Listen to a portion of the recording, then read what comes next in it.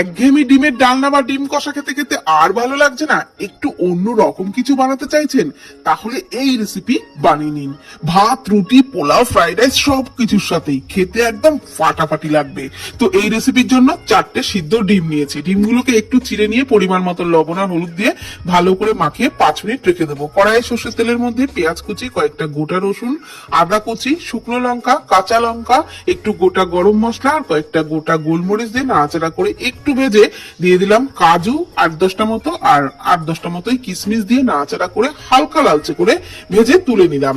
তারপর কড়াইয়ে আরো একটু সর্ষের তেল দিয়ে ওর মধ্যে লবণ হলুদ মাখানো ডিমগুলো দিয়ে ভেজে নিচ্ছি। আর ততক্ষণে মশলা ঠান্ডা হয়ে গেলে মিক্সির জারেতে নিয়ে অল্প টক দই দিয়ে মশলার একদম মিহি পেস্ট তৈরি করে নিলাম।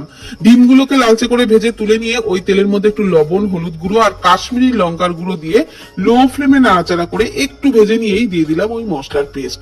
মশলার বাটি ধোয়া অল্প জল, একটু ধনে গুঁড়ো দিয়ে মশলা খুব ভালো করে কষিয়ে নিলাম।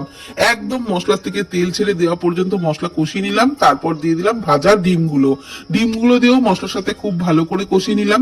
একদম এরকম শুকনো শুকনো হয়ে গেলে অল্প জল দিয়ে দিলাম। এটা কিন্তু বেশি পাতলা ঝোল হবে না, একটু গামাখো টাইপেরই হবে রেসিপিটা।